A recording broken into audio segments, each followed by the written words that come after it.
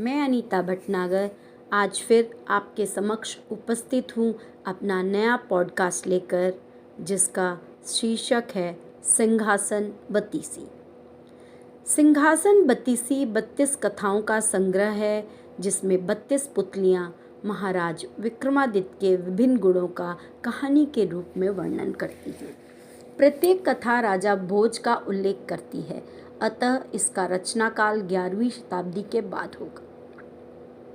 ये कथाएं इतनी लोकप्रिय हैं कि कई संकलनकर्ताओं ने इन्हें अपनी अपनी तरह से प्रस्तुत किया है। सभी संकलनों में पुतलियों के नाम दिए गए हैं, पर हर संकलन में कथाओं के क्रम में तथा नामों में और उनके क्रम में भिन्नता पाई जाती है। इन कथाओं से हमें ज्ञात होता है कि महाराज विक्रमादित्य कौन थे और उनके न्याय करने का ढंग कैसा था।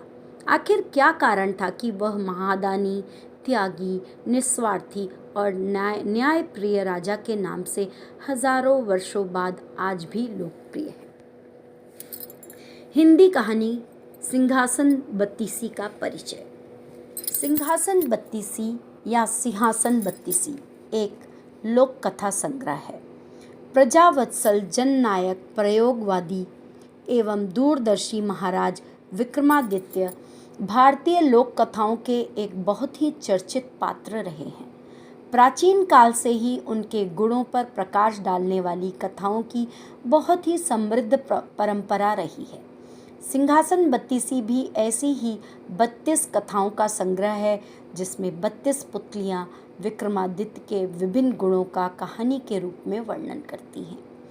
सिंहासन बत्तीसी भी बेताल पच्चीसी या वेताल पंचविंशति की भांति लोकप्रिय हुआ।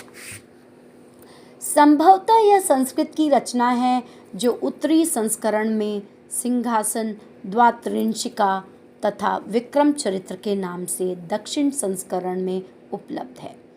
पहले के संस्कर्ता एक मुनि कहे जाते हैं, जिनका नाम शैभेंद्र था।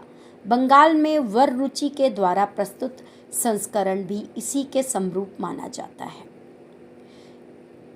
इसका दक्षिणी रूप ज़्यादा लोकप्रिय हुआ कि लोक भाषाओं में इसके अनुवाद होते रहे और पौराणिक कथाओं की तरह भारतीय समाज में मौखिक परंपरा के रूप में रच बस गए। इन कथाओं की रचना बेताल पंचविंशति या बेताल पच्चीसी के बाद हुई, पर निश्चित रूप से इनके रचना काल के बारे में कुछ नहीं कहा जा सकता। इतना लगभग तय है कि इनकी रचना धारा के राजा भोज के समय में नहीं हुई। चूँकि प्रत्येक कथा राजा भोज का उल्लेख करती है, अतः इसका रचना काल 11वीं शताब्दी के बाद होगा। इन कथाओं की भूमिका भी कथा ही है, जो राजा भोज की कथा कहती है। 32 कथाएं 32 पुतलियों के मुख से कही गई हैं, जो एक सिंहासन में लगी हुई हैं। यह सिंहासन राजा भोज को विचित्र परिस्थिति में प्राप्त होता है। एक दिन राजा भोज को मालूम होता है कि एक साधारण सा चरवाहा अपनी न्यायप्रियता के लिए विख्यात है। वह बिल्कुल अनपढ़ है तथा पुश्तैनी रूप से उनके ही राज्य के कुम्हारों की गायें, भैंसें तथा बकरियां चराता है। जब राजा भोज ने तहकीकात कराई तो पता चला कि वह चरवाहा सारे फैसले एक टीले पे चढ़कर करता है। राजा भोज की जिज्ञासा बढ़ी और उन्होंने खुद भेष बनाकर उस चरवाहे को एक जटिल मामले में फैसला करते देखा। उसके फैसले और आत्मविश्वास से भोज इतना अधिक प्रभावित हुए कि उन्होंने उससे उसकी इस अद्वितीय क्षमता के बारे में जानना चाहा।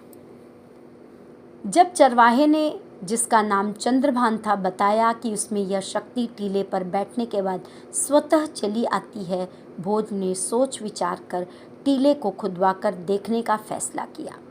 जब खुदाई संपन्न हुई तो एक राज सिंहासन मिट्टी में दबा दिखा।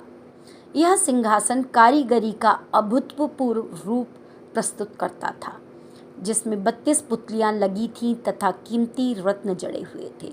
जब धूल मिट्टी की सफाई हुई तो सिंहासन की सुंदरता देखते बनती थी। उसे उठाकर महल लाया गया तथा शुभ मुहूर्त में राजा का बैठना निश्चित किया गया। ज्यों ही राजा ने बैठने का प्रयास किया, सारी पुतलियां राजा का उपहास करने लगीं। खिलखिलाने का कारण पूछने पर सारी पुतलियां एक एक कर विक्रमादित्य की कहानी सुनाने लगीं तथा बोली कि इस सिंहासन को, जो कि राजा विक्रमादित्य का है, पर बैठने वाला उसकी तरह योग्य, पराक्रमी, दानवीर तथा विवेकशील होना चाहिए। ये कथाएं इतनी लोकप्रिय हैं कि कई संकलनकर्ताओं ने इन्हें अपनी अपनी तरह से प्रस्तुत किया है। सभी संकलनों में पुतलियों के नाम दिए गए हैं, पर हर संकलन में कथाओं के क्रम में तथा नामों में और उनके क्रम में भिन्नता पाई जाती है। अब मैं अपने अगले एडिशन में आपको के समक्ष उसकी पहली कहानी लेकर प्रस्तुत होंगी। धन्यवाद।